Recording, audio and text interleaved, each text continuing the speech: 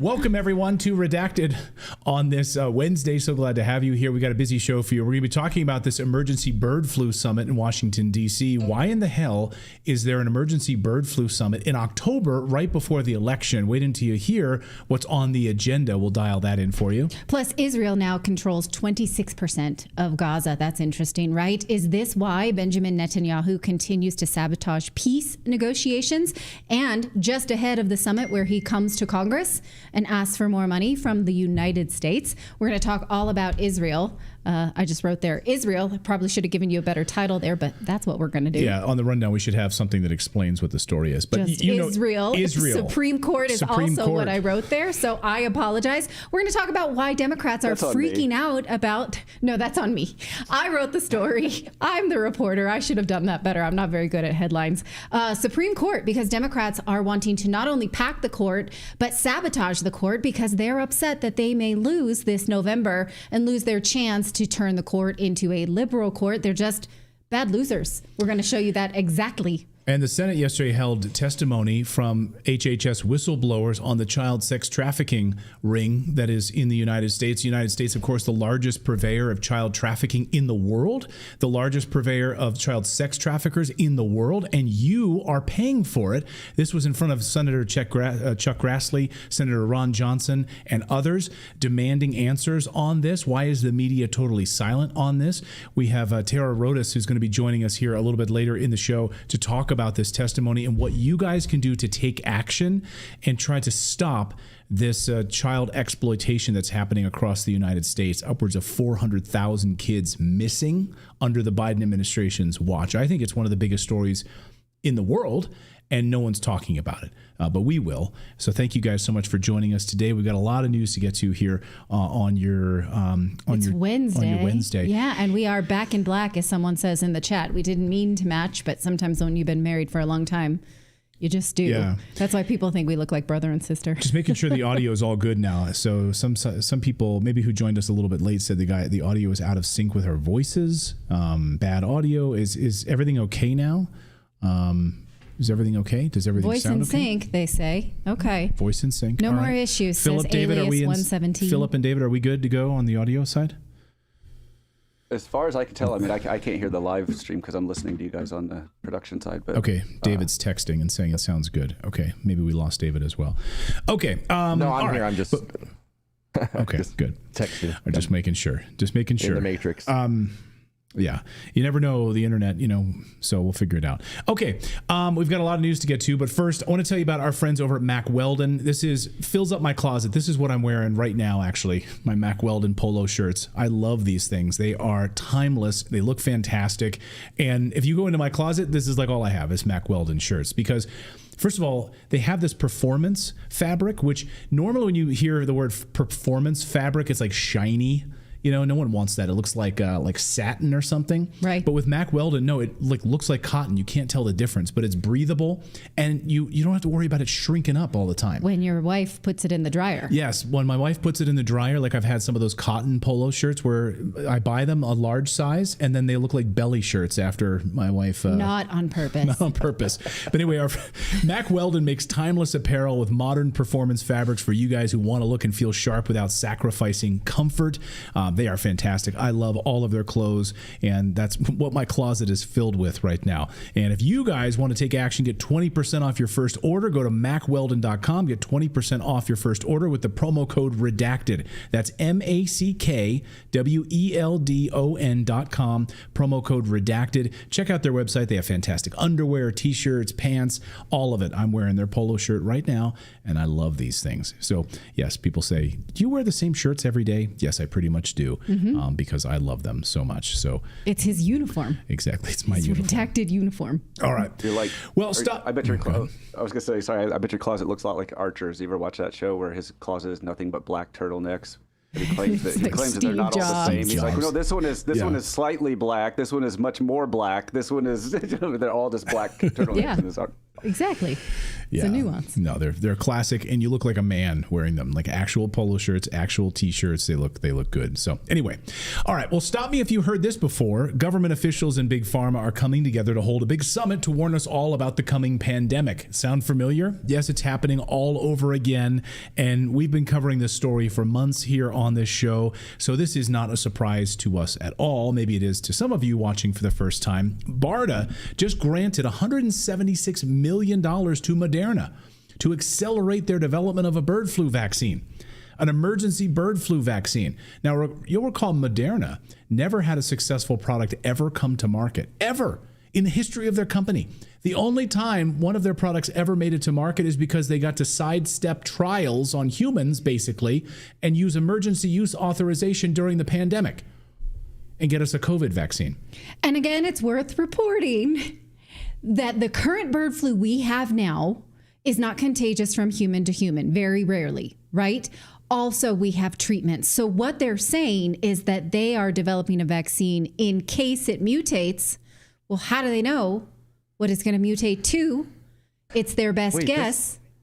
This sounds like it's a playbook right out of the last thing we dealt with. Yeah, seems familiar, right? I mean, and this is not what are they doing? This is not a conspiracy theory at all. I mean, they're literally doing it again, using emergency use authorization to push us a bird flu vaccine. As we reported before, the U.S. and European Union are also using emergency orders to order bird flu vaccines from the vaccine manufacturer CSL Seqirus, which is funded and advised, of course, by the Bill and Melinda Gates Foundation. And they're about to hold a massive bird flu summit in Washington, D.C. to plan how they're going to carry out this plan. We'll get to that part of the story in a second. But first, these are the same clowns that locked us up and told us to panic about COVID and preparing disease X right now in the next round of lockdowns. As Dr. Peter McCullough says, bird flu is their next pandemic, and they're trying to make us scared about it. Well, do you think that the left could use the bird flu pandemic or something else, like the threat of something similar, to rerun the 2020 election? There's no doubt about it. There will be a factitious food shortage. It doesn't need to happen. There's going to be an overplayed threat to both human and veterinary health. I can tell you, we haven't had a single death in the United States in a person from bird flu. It's probably been around for over 100 years, as indicated in a review by Lysette and colleagues.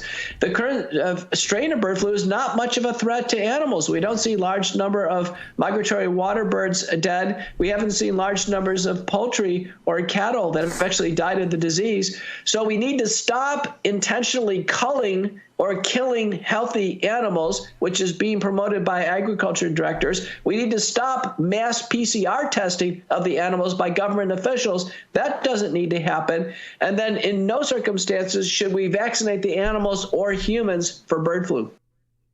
So don't fall for it, is what Dr. Peter McCullough is saying. But that's why they're holding this massive bird flu summit in Washington, D.C., set for early October. Thanks to Cambry for alerting to us on Twitter, by the way. Here's the 3-day bird flu summit. And guys, this is not some conspiracy theory, okay? We're going to show you the actual summit website and their actual sessions that they're holding. So this is their website, the International Bird Flu Summit. As I was working on the story, my son said, "What is a summit? Why are they holding a bird flu summit?" And I said, "Well, money. It's a great question. They're charging a lot to go to it, by the way. And you can see all the different speakers that are showing up to the bird flu summit. And then I'm going to show you the breakout sessions here. So it's a 3-day event where you can go to different events and different breakout sessions. I think they have over 20 different breakout sessions. So let's take a look here on your screen. Preparedness in birds, in cattle, prevention and recovery detection in pets and in people, and response in people. So let's go down here and you scroll down on their website. You can all download this if you guys want to and take a look for yourselves. Again, not a conspiracy theory. It's on their website. Here's the first breakout session: mass fatality management planning. So we're all going to die. That's positive. How do we handle that? Direct fatality management tactical operations. You know, when all the bodies start piling up, I'm going to go to that breakout session. Activate fatality management operations. Conduct morgue operations. There's not even the word prevention. It's like when that happens. Yes, when it happens. How do we manage it? How do we go to the morgue? Continue. Here, I love this. The continuity of government planning. You know, when half the government dies, what do we do about it? Let's go to that session. Strategies for operating with 50% or more absenteeism. So when half the Senate dies, half the House of Representatives die, what do we do about it? Let's go to that session. Or session number 3, business continuity planning. How do we handle making sure that businesses don't collapse and ensure safe travel policies, decision-making for reducing or closing operations? And my favorite, though, of course, is here at the bottom on your screen, implementing remote work policies and flexible schedule. So yes, remote work, of course. Remote work policies and resource allocation for employees and customer protection. Of course, when I see safe travel, you know that means no travel. They don't want you to travel. They don't want you to travel at all, right? They don't want you getting on an airplane or anything. Do you remember Event 201? Remember we covered that? Like where it was a simulation? Like this is like a printout, a PDF printout of that. Right. Yeah. Whereas, look, we've covered bird flu. We've been talking about this for weeks now. And so if actually they had good intentions about making sure that bird flu was safe, well, we know we've talked to several doctors here on this show that said, if you let this play out, then the animal population will kind of adapt to it. And as it stands now, it should not mutate to become transmissible between humans. We should leave it be. We should not, as Dr. McCullough said, be mass culling and mass testing animals in anticipation of this, because it indicates to us that that could be a gain of function manipulation, right? So at well-intentioned summit like this would be what? It would be a well-intentioned summit? Like, okay, we're going to watch bird flu. We're going to what? Talk about the therapeutics that we currently have, such as things we were not allowed to say, right? We're going to talk about, I don't know, management of information, those kind of things. I mean, I don't like when the government ever says management of information, but you know what I'm saying. Right. This seems to me a summit in bad faith. So I decided to give them a call because it turns out on their website, they have a phone number. So the Bird Flu Summit has a phone number, and I had a lot of questions. You know, I had a lot of questions for them. So I called them just a short time ago and asked them a few questions, and here's how it went. So the Bird Flu Summit has a phone number that you can call, and you can ask questions about their agenda and what they plan to do at the Bird Flu Summit in October. So I'm going to give them a call. Call them the Bird Flu Hotline, Bird Flu Summit Hotline. Hi, thank you for calling. How can I help you? Hi, I was trying to reach someone who is perhaps in media relations or who could talk to me about the Bird Flu Summit. Yeah, how can I help you with that? Sure. So my name is Clayton. I'm calling from Redacted. We're on a recorded line, if that's okay. I just want to ask you a few questions about the Bird Flu Summit. It's October, right? It's coming up in October? Can you tell me, why are they holding a bird flu summit when it's been around for 100 years, bird flu? There's never been a human case of bird flu that has caused a death. Why are there all of these breakout sessions being held at this bird flu summit that are about public control, emergency services, vaccine deployment? Can you tell me about that a little bit? Alright, so this will be our first year of doing the bird flu. And hold on. This is your first year of dealing with the bird flu? Is that what you said? Yeah, this is our first year doing this conference. Why are they holding this for the first time? Why do you think right now there is this need to hold the conference right now? Okay, hold on. Why in 2024 are you holding a bird flu summit? Why now? It's been around for 100 years. Just curious. Yeah, I understand. As you all know that, because according to our research, this global transfer allows disease to spread. So,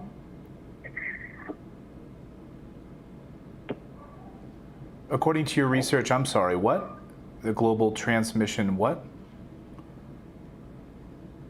Yeah, so there are certain virus that are here around.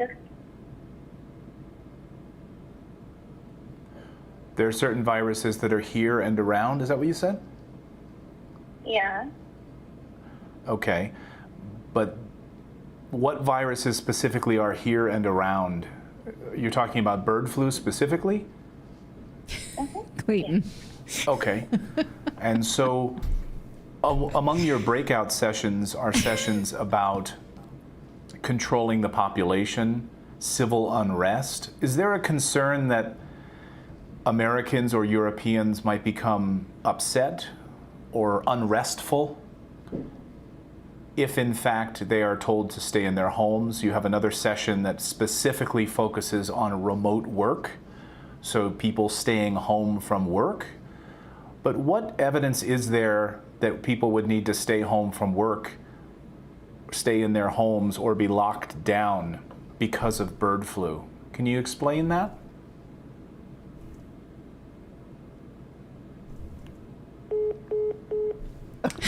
She hung up on me. Wow. She hung up. I mean, so I guess you're not allowed. Okay. I think that is why you don't outsource customer support. Well, I was just going to say, what were you supposed to ask for? I'm going to take a stab in the dark and say she was not media relations. So I think sure.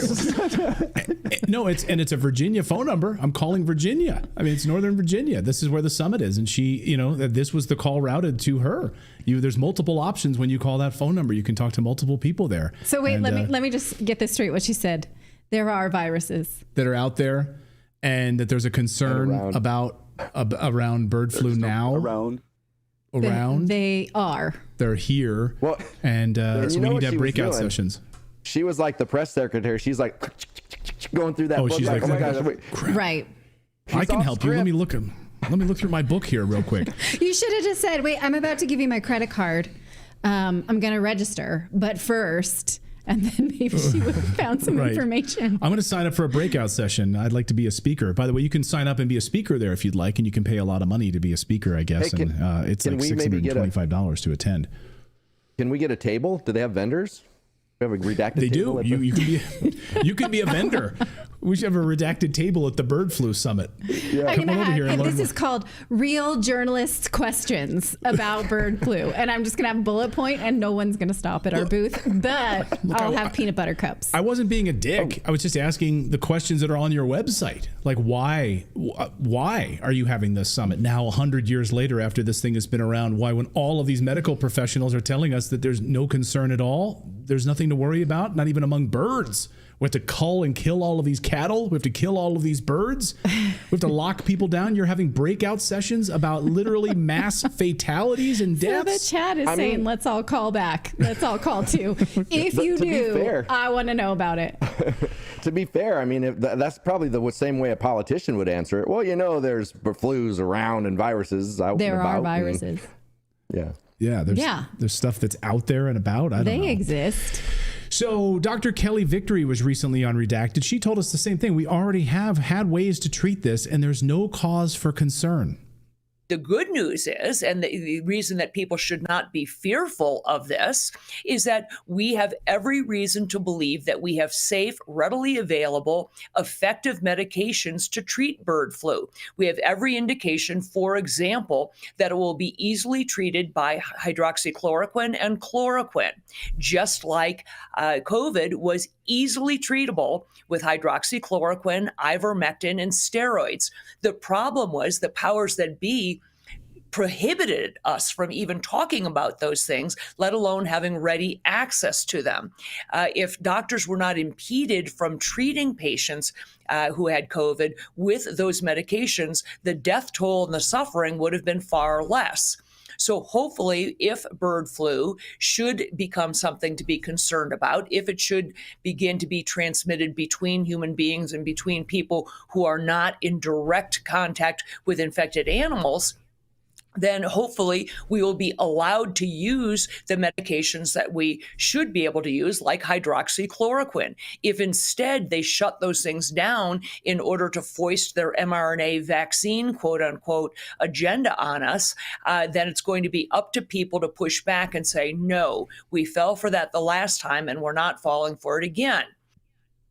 Yes. Oh, mRNA vaccine, you say? Is that why the United States is trying to fund the Moderna mRNA bird flu shot? Shocking. That was reported on May 30th in Forbes, if you want to see it for yourself. Yeah. So yes, mRNA is the solution to everything. It's the new tofu, I guess. Well, goes in everything. Tomorrow we'll have Max Jones on the show. We're going to talk to him. He's just written a new piece, in Unlimited Hangout. I don't know how you say that. The website is Unlimited Hangout. So he wrote an article in Unlimited Hangout about biopharmaceutical complex and the move to basically keep us permanently in a state of pandemic preparedness. And that's how these big biopharmaceutical companies right now, this is part of their plan because their profits are plummeting now that we're not in a quote unquote pandemic. So how do you raise their profits? Well, you just create more pandemics, and you use emergency use authorization. Stephen Colbert to do a song about it. Like that's going to be, we can get more of that. Yeah. All these late night hosts doing songs about the bird flu jab. Yeah. So we'll have that tomorrow on the show. Armpit fart it. We'll do that tomorrow on the show. All right, we got more news to get to.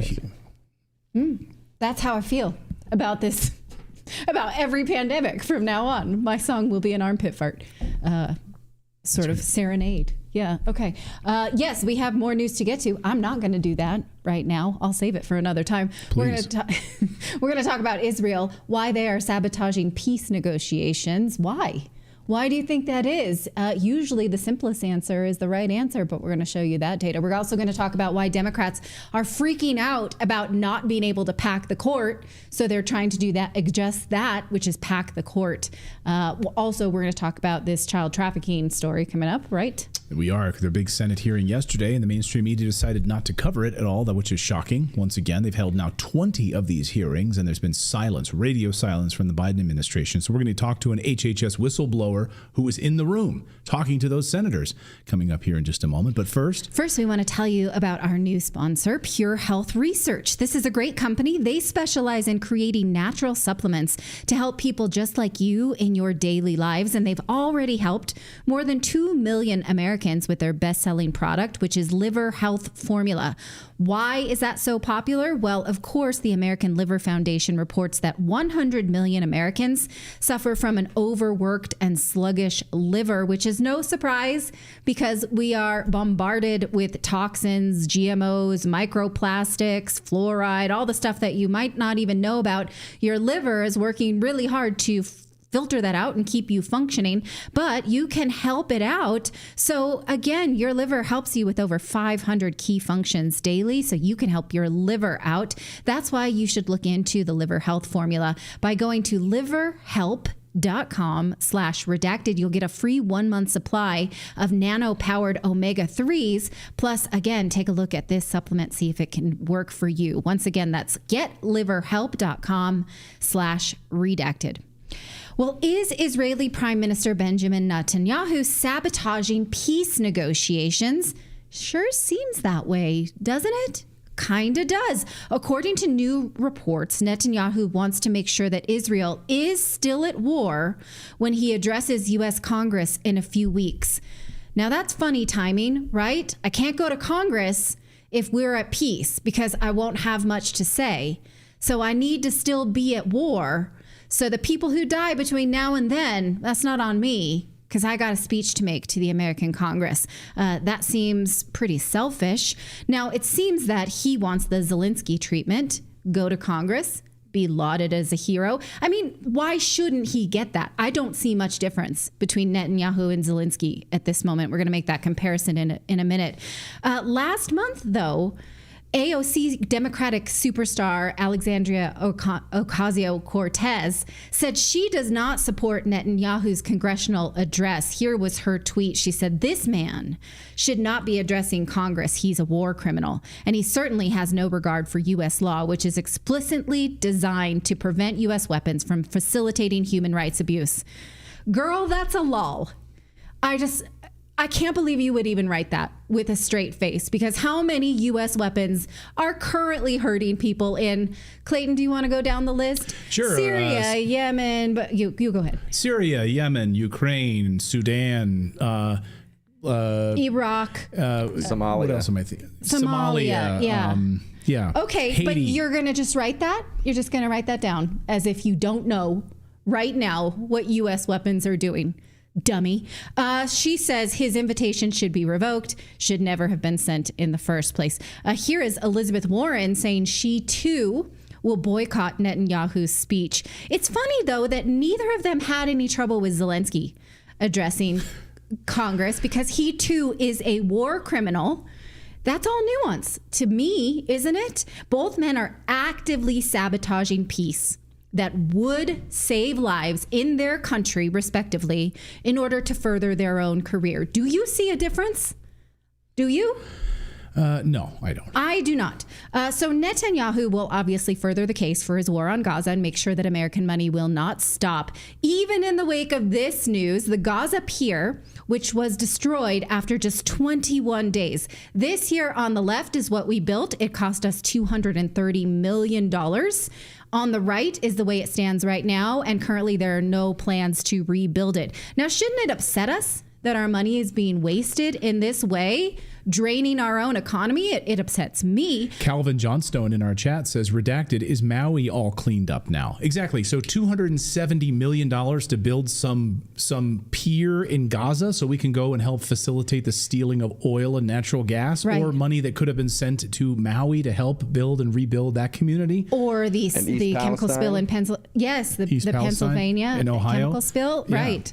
Lots of ways we could have used that money, but we did that instead. Now, in May, Congressman Matt Gaetz tried to warn us about this pier, not just about the cost, but the dangers to U.S. soldiers. Nobody cared, but we did. We played this for you, and we're going to play it again. Ms. Slotkin just said there'll be about 1,000 U.S. service members operating a pier system off of Gaza. How many of them will have guns, Mr. Secretary? Well, typically all of the deployed service members carry guns, and they have the ability to protect themselves if challenged. So if someone from land in Gaza shoots at our service members who are on the $320 million pier that we're building, you're telling me our service members can shoot back? They have the right to return fire to protect themselves. Now, well, do we think that's like? So now I want to move to the likelihood that you think someone from land in Gaza might shoot at our service members on this pier. Do you think that that's a likely scenario? That's possible, yes. This is a very telling moment, Mr. Secretary, because you've said something that's quite possible that could happen, right? Shots from Gaza on our service members, and then the response, our armed service members shooting live fire into Gaza. That is a possible outcome here so that we can become the Port Authority and run this pier. Right? That's correct. You know, I expect that we will always have the ability to protect ourselves. Don't you think that counts as boots on the ground? President Biden told the country that we weren't going to have boots on the ground in Gaza. And we won't. Okay, but you guys parse the distinction between, like, when Americans think boots on the ground, they think Americans in harm's way or engaged actively in a conflict. You guys seem to be sort of saying that boots on a pier connected to the ground, connected to service members shooting into Gaza, doesn't count as boots on the ground? It does not. I think you're going to find that the American people have a different perspective on that. And if we're going to have people shooting into Gaza, we probably should have a vote on that, pursuant to our war powers. Boots floating off the ground. WSB4 in our Rumble chat says, boots on a pier. Yeah, boots on a pier. It's ground adjacent. Some of those guys were even wearing sandals. I mean, come on, that doesn't count at all. Right. Crocs. Yeah, they're wearing Crocs. Now, the safety of those soldiers on that pier is no longer a concern, given the pier was destroyed and there are not plans to rebuild it. So that is a sunk cost, if you know what I mean. You get it? Yeah, that's great. A sunk cost. That's an econ joke. I like it. It made me laugh thanks. Okay, but the war will continue. It's not funny. And now Haaretz is reporting that Israel controls at least 26% of Gaza now, which clearly was always their intention going into this war. It's not defense. So here is what they're saying is a springboard to a Jewish settlement. They say. When they say settlement, obviously they mean they're moving Jewish people in. They do not intend to ever give that land back to Palestinians, which have controlled it as recently as October of 2023. Here's what Haaretz reports says. A senior IDF officer discussing this territory under full IDF control in the heart of Gaza called it an effort at prolonged occupation. But the military's activity also provides a tailwind for supporters of the reestablishment of settlements. Now recall, they got the heck out of there in 2005 begrudgingly. Now they're getting back in. Conditions for the emergence of a new reality are being created, an indefinite Israeli presence in Gaza. So reoccupation of Palestinian lands. Is there any other way to see it? Please let me know if I'm missing some kind of optics here. In peace negotiations, Hamas is demanding that Israel leave Gaza, but it is clear that Netanyahu has no intention of doing that or ending military presence in Gaza, and he never did. He said that since he was in his 30s. You can rewind the tape and see him saying this over and over and over again. This is his dream. His grand vision. He will not relinquish this on his watch. There's no denying that. And now the government of Israel will draft Orthodox Jews into the cause, even though Orthodox Judaism is staunchly anti-war. It's basically their reason for existing is peace. The Torah, as they interpret it, forbids war. It forbids killing. It forbids even having an army. I want to suggest to you this video that our colleague Dan Cohen did over on his Uncaptured Media with Rabbi Shapiro, because Clayton and I watched this over the break, and it is a fascinating viewpoint, actually a studied and erudite take on what Judaism is and how it is not at all represented by the government of Israel. And so now Rabbi Shapiro has agreed to come on Redacted in the coming days, and I'm excited about it. So now what we see is Israel calling themselves a Jewish state, but totally disregarding what Orthodox Jews believe, which is no war, no fighting, no peace. How then can we say that this is religious freedom? How can we say that this is representative of a Jewish state? I ask you, what have I missed here? So let me know what you think of this. Yeah, it's not how can it be a Jewish state? How can it be? The very thing that they are absolutely against is war. Right. Violence of any kind, and now you're going to draft them? You're going to make it mandatory? I think it's worth making this distinction that Hamas wages war on religion as well, and Islam also preaches peace. Right. So both sides are waging a religious war under false pretenses. Yeah, that's a great point. Well, I'm looking forward to having Rabbi Shapiro on the show. Very much so. Oh, we got a lot more news to get to here. We're going to have an HHS whistleblower. You do not want to miss this segment. I am telling you this. I am very excited to talk to Tara Rodas, who was in the room where it happened yesterday. And I'm stunned. I'm absolutely stunned that the media hasn't covered this at all. And frankly, independent media, which a lot of these independent media stations these days are really just extensions of corporate media. And they're not covering the story. They're not covering the child sex abuse story, the child trafficking story in the United States. And I want to know why. Why are they ignoring, to me, one of the biggest stories in the world right now? But they won't talk about it. And if you do talk about it, you get in trouble by your corporate overlords. So we'll talk about that. She's going to be joining us here in a few moments. We're also going to be talking about Democrats' plan for the Supreme Court. Because, they only have a few months left, and Biden is likely going to be thrown out. We'll be losing. Kamala Harris will likely be stepping in.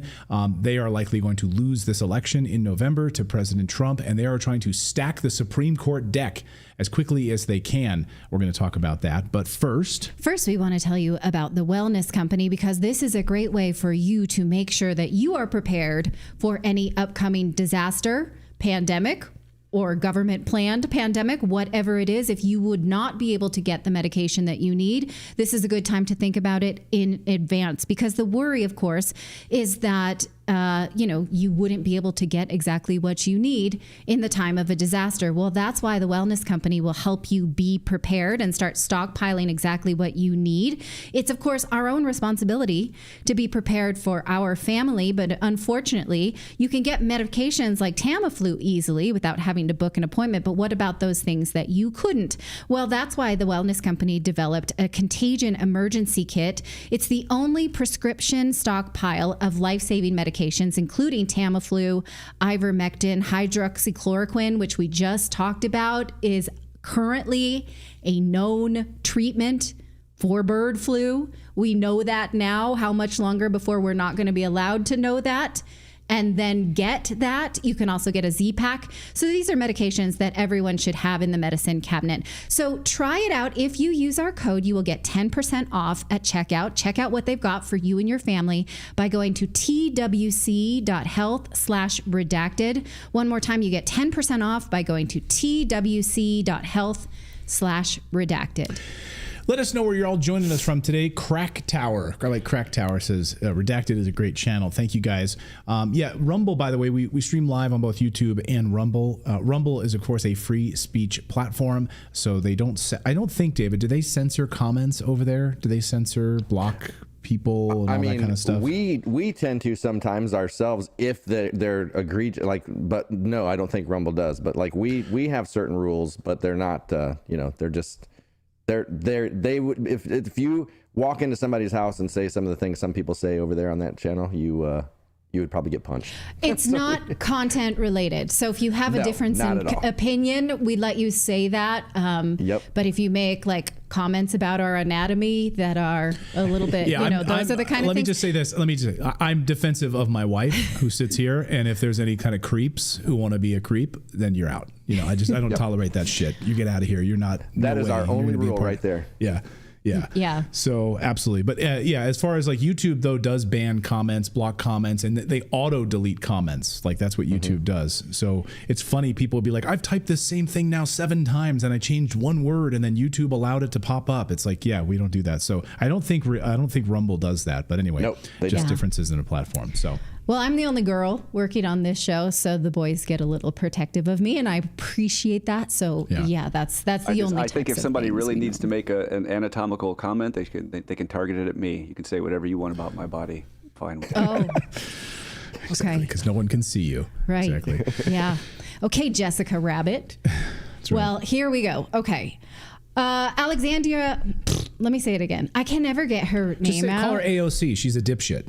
Yeah. Call her dipshit AOC. I want to make this easy for us to. Okay, I don't want to mess up the first part of the segment when I stumble over her dumb name, which is it's a pseudonym, isn't it?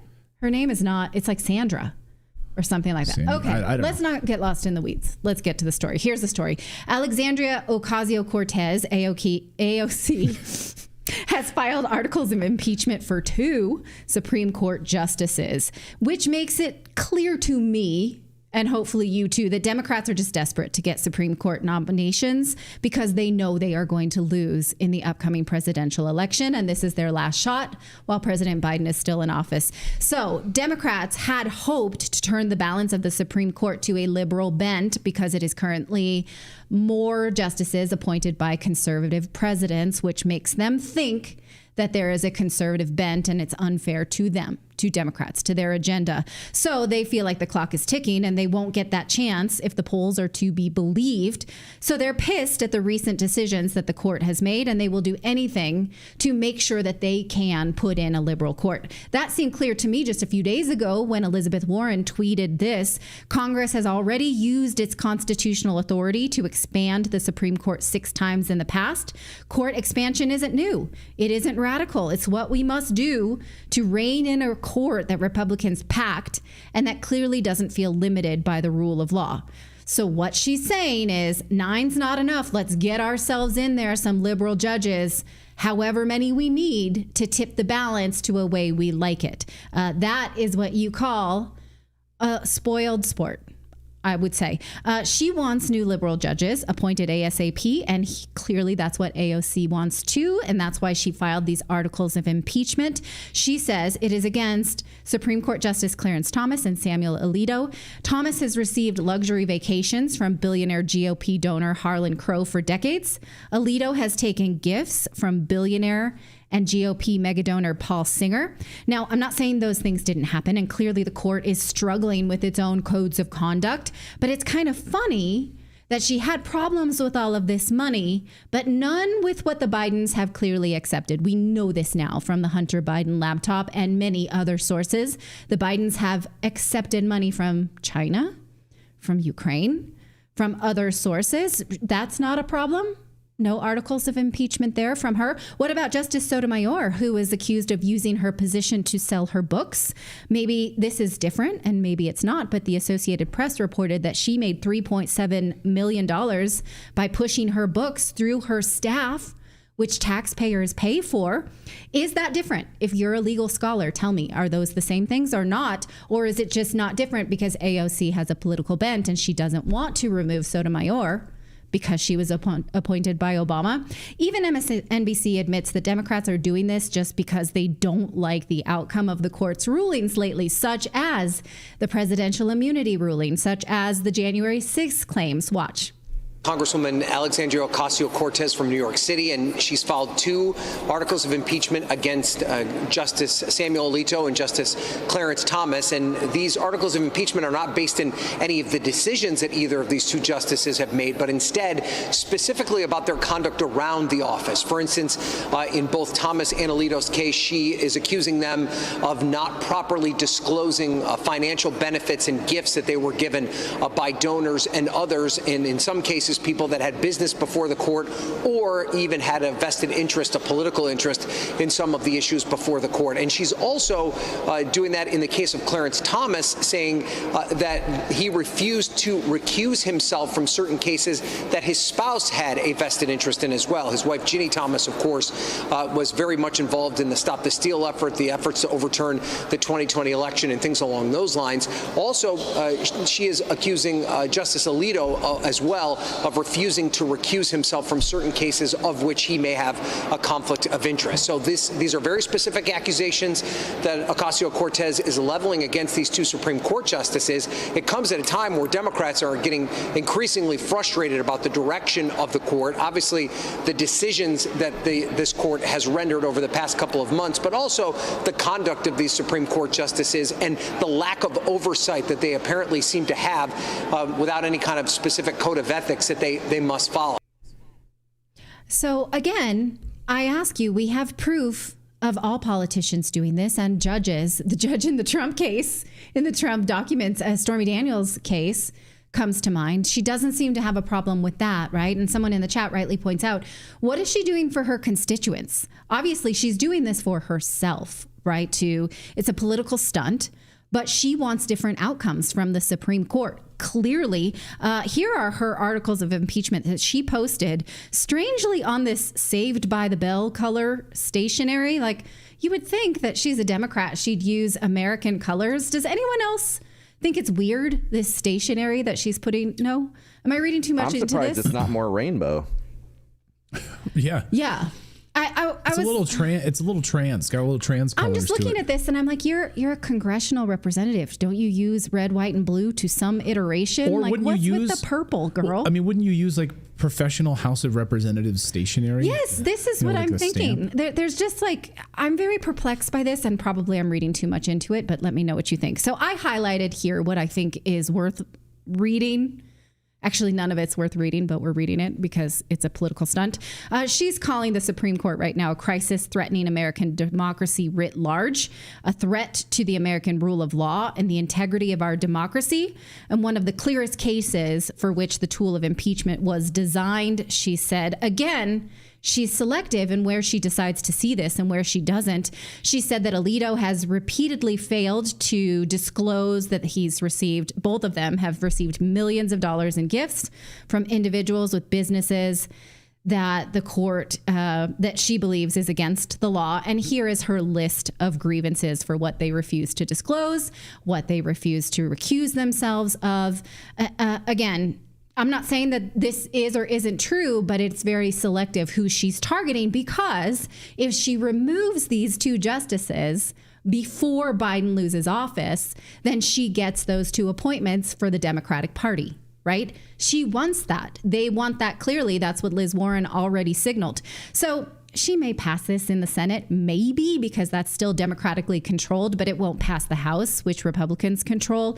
So if she doesn't have much chance of success with this, so clearly it's a political stunt, as this meme, which was posted in her feed about this is I'm going to impeach the Supreme Court. And you see these bartenders say what? Like they're literally laughing at her. It's funny because it's a long shot, but she does succeed at setting a dangerous precedence, to my mind, which is that if you don't like the outcome of the court, you dismantle the court. We've seen this played out now with special counsels, right?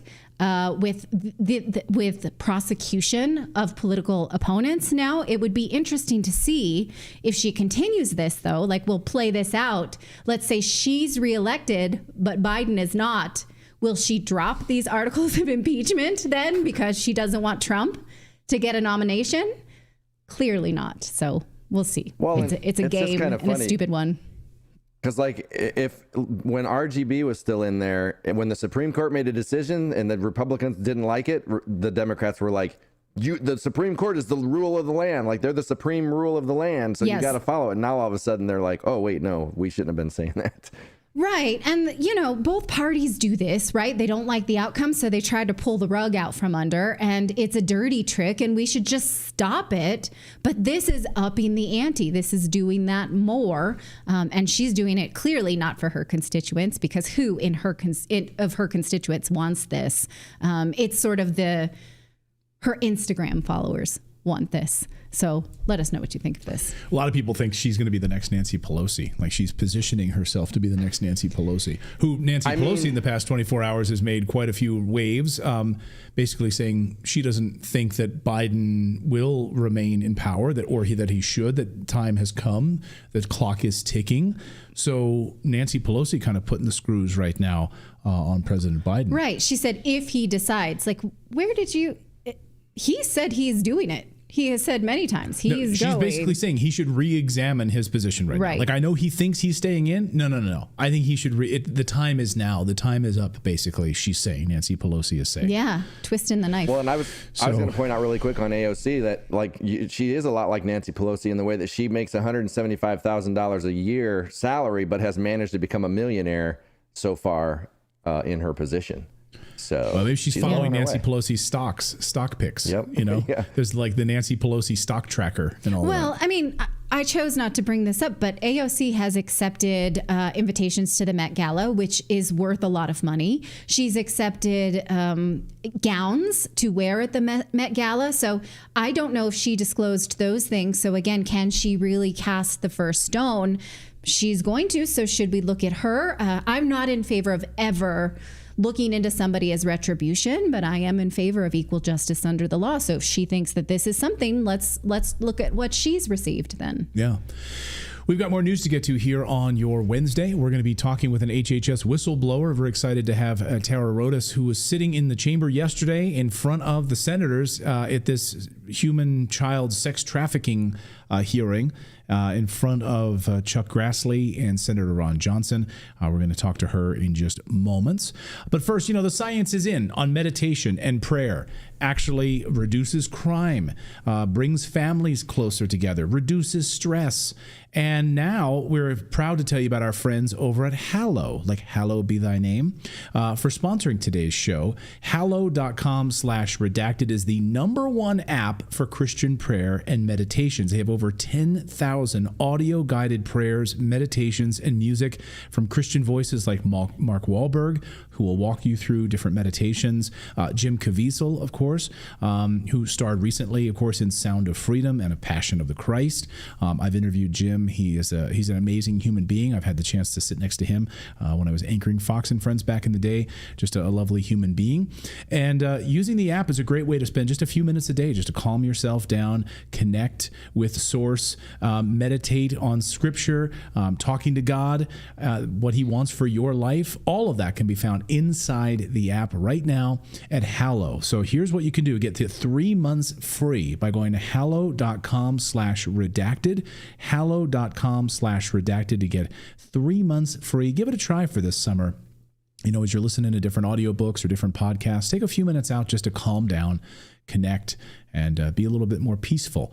Maybe we wouldn't have so much crime in this country. Like if everyone in Chicago downloaded this app right now and just spent a few minutes, it would be actually remarkable what we could see. Transformative, actually. Again, hallow.com/redacted.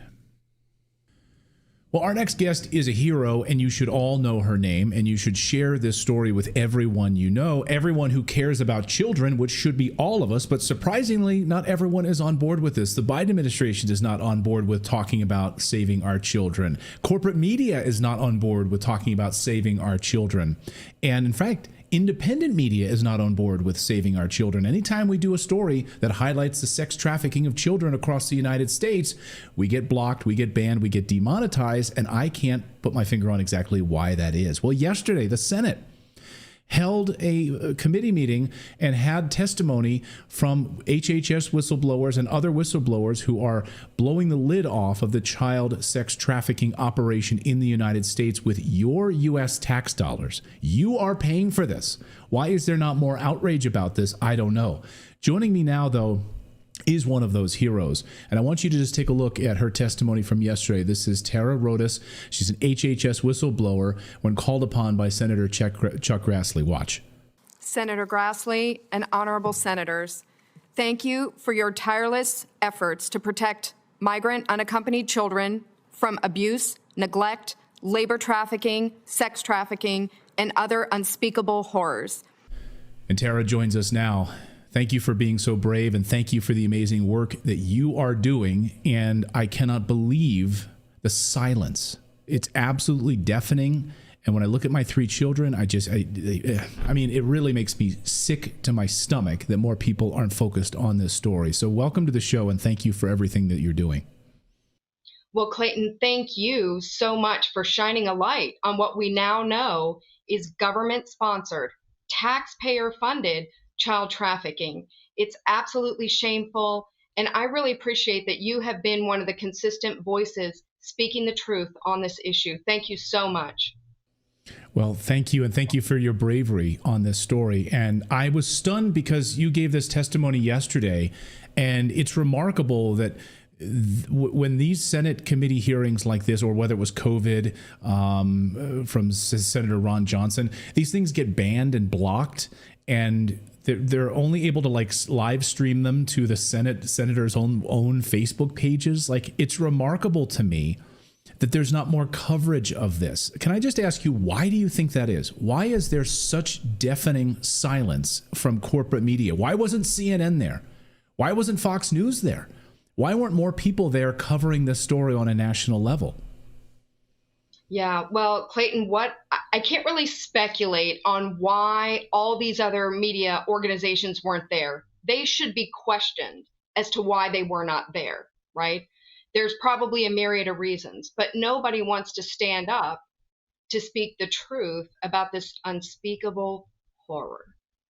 Nobody wants, it seems, media outlets keep telling us, oh, it's just too dark to talk about. But how are we going to solve this problem if nobody's willing to talk about the truth of what's happening to these children? They are abused, neglected, and trafficked, and we need people to stand up for them. And that's what me and many of the other whistleblowers who you've had on your show are doing. And that's what we will do until these children are rescued. Can you paint us a little picture here of your story, and then I want to get into the details of just how bad it is, and you can walk us through what is unfolding right now across the United States. But when was the moment that you decided to come forward and blow the whistle? I mean, you spent nearly 20 years in public service, and what was the moment that you noticed something was off and you decided to come forward? Yeah, well, Deb White, who you've had on your show before, when the federal government said we have a crisis at the southern border, which they knew in 2021, they actually put out an all call to all federal employees and said, we need you to leave your job and come help us with the crisis, which Deb and I did. And we were deployed together to the Pomona Fairplex in California. And it only took us 2 weeks in case management, looking into the faces of these children, seeing them scared, seeing them have panic attacks, children having to be put on suicide watch, children screaming for their parents, that we knew something was wrong. I mean, we thought this was a family reunification program. When I said, here I am, send me, I thought I was going to be doing puzzles and playing games with children and then sending them to loving homes. We had no idea that we were about to discover this very organized, cartel-like trafficking scheme.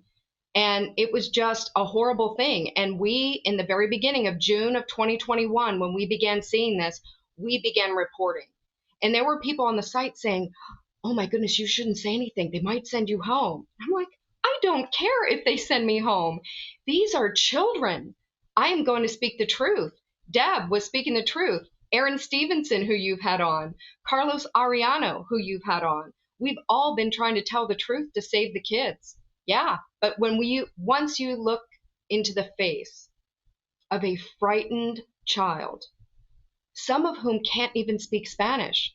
So my Spanish skills, my husband's from El Salvador, so I speak Spanish, and that was one of the reasons why I mobilized for the mission, was I knew they needed Spanish speakers. But I'm looking into the faces of children who can't even speak Spanish. They speak Mayan dialects. They're indigenous children that they are preying upon from the hills of Guatemala. It's evil. I've never been that close to evil, Clayton. It's evil. And I think that maybe speaks to why the mainstream media ignores the story. They'd rather just talk about Trump. They'd rather just talk about Biden. They don't want to talk about this evil. I think people compartmentalize this. We need to shine a light on this because it's so dark. Can you talk about where are these kids coming from? They're having panic attacks without their parents. So are they are coyotes bringing them across the border and they're being dropped at these facilities? How exactly are they arriving in these facilities in the first place before the United States government then traffics them around the other parts of the United States?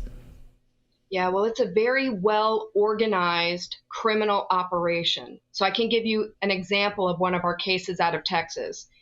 There was a Guatemalan living in Texas, and he had children who he was luring from Guatemala, telling them, look, you're making $2.50 a day now, but if you come to the United States, I'm going to pay you $6 an hour. So some of the children are lured, like they believed they were going to be Bill Gates rich, right? Instead of making $2.50 a day, they're more than doubling and tripling their wages. They're like $6 an hour. Wow. So they're lured. Some of them are stolen from their families. Sometimes their families are being sold a bill of goods that, hey, if you send your child to the United States, they're going to be able to send money back to you. And we'll give you money now if you let us take your child. And so sometimes the parents, because again, they live in the hills, many of the children had not been to school, couldn't read or write. And so their families, I can only assume, are the same. They're preying on a very, very vulnerable population to begin with. and then they're bringing them here. Again, it's evil. So the children arrive at our border already knowing who their sponsor is going to be when they get here. If you've seen the news, some people right on the border will show pictures of the children holding up a little piece of paper with the name and a number. So when they present to Border Patrol, our fine Border Patrol take that information as their U.S. point of contact. So that's our Border Patrol. Then they hand them over to HHS, which is where Deb and I were working, and that becomes their sponsor. And that's the number that in 10 to 14 days, come on guys, 10 to 14 days was the goal, was to call that person and say, hey, are you expecting a kid? Hey, let's trade some information over WhatsApp. What's your address? And then we put them on transportation with Carlos, and they're delivered to baggage claim in an airport. So that's how it works. And it's absolutely astounding that the U.S. government last year spent $6.3 billion to traffic these children.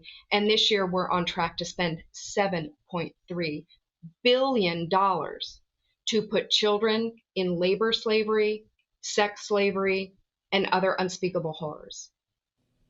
And you've testified to this. The United States government knows about this.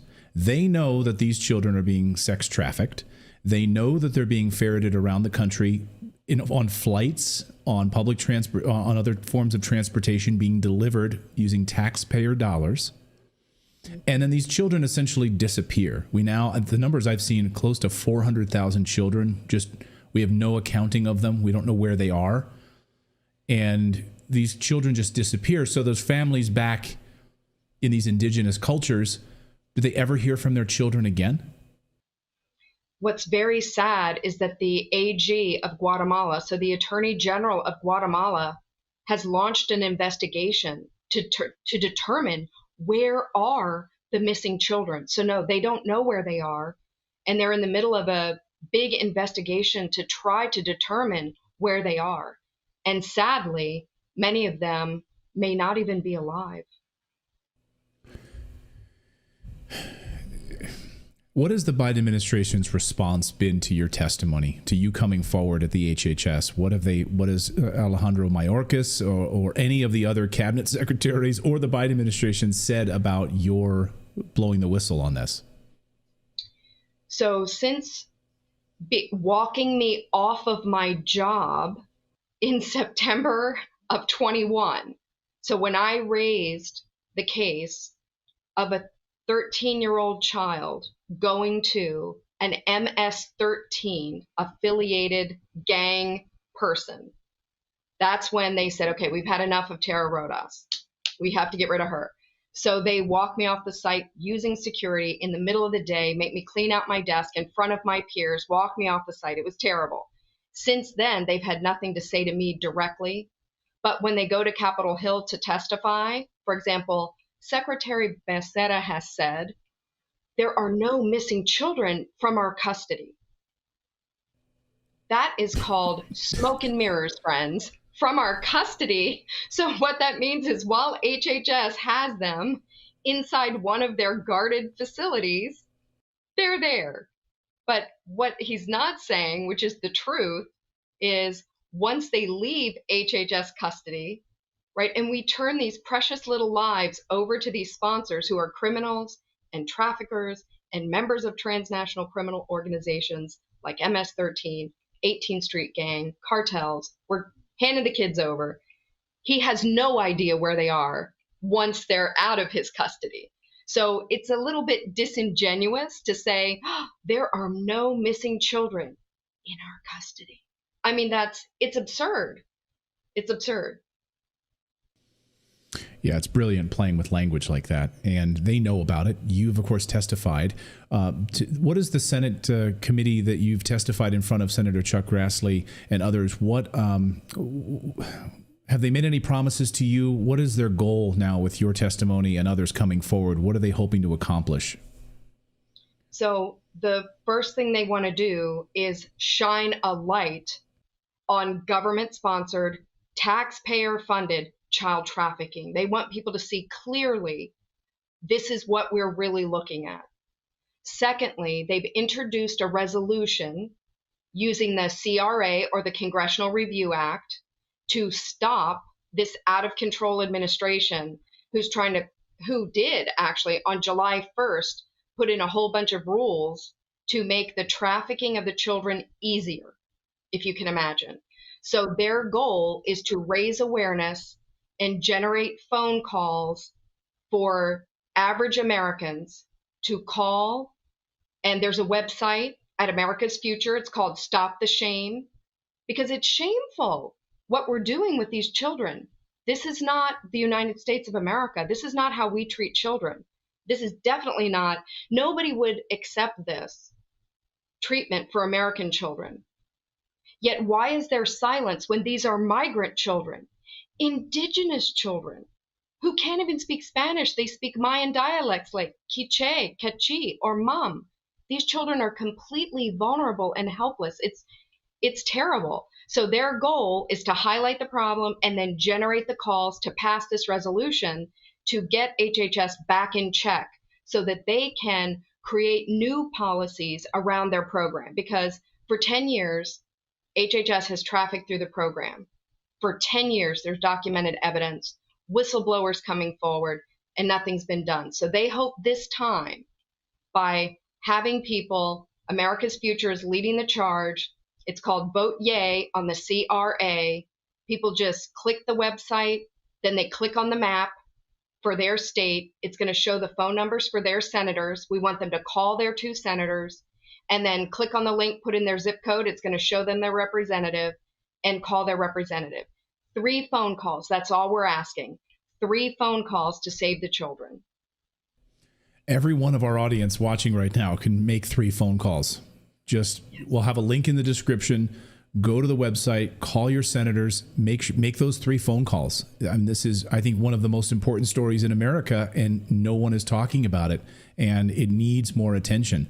And what are the senators saying about HHS Secretary Javier Becerra? Like, we had impeachment proceedings against Alejandro Mayorkas. Is there a movement now to try to get him thrown out as well? Well, they've attempted that, but as Senator Ron Johnson mentioned in the hearing yesterday, he was incensed. He got a little hot under the collar, which I can appreciate because this is a very upsetting subject. And he said, we have had more than 30 hearings on this issue to no avail.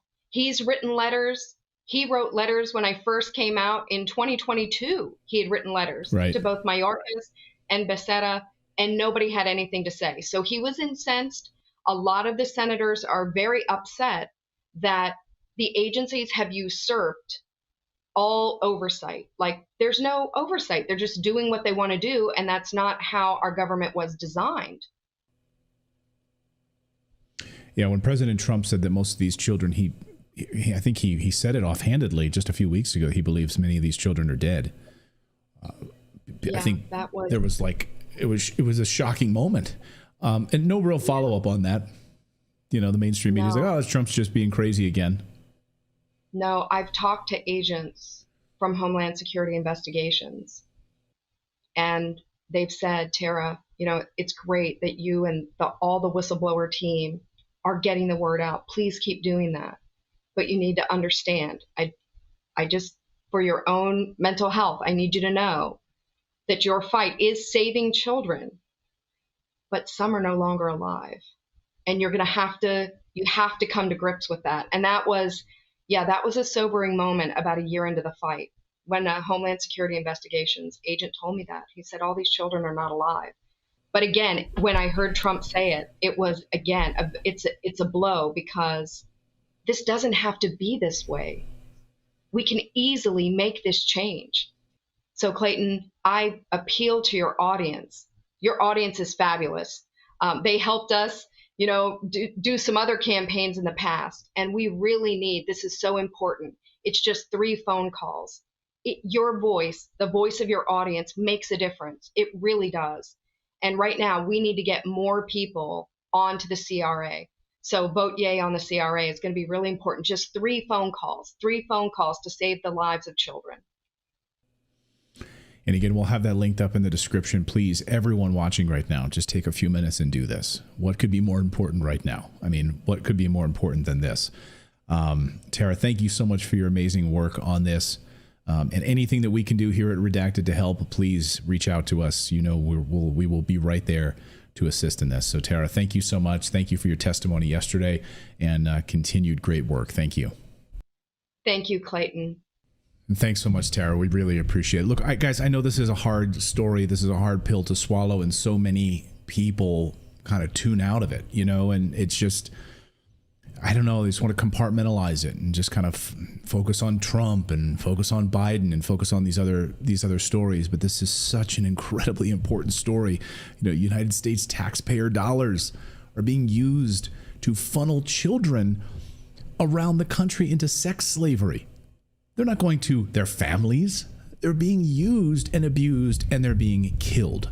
So please, please, please, you know, share this story out, and it's really, really important. So thank you guys so much for joining us today. I do want to mention we have our VIP community. It's our Redacted Plus community. And if you just go to redacted.inc, you can support what we do here. We are independent journalists. We are not funded by big pharma. We are not funded by billionaires. We are supported by you and the few sponsors that we have here on the show.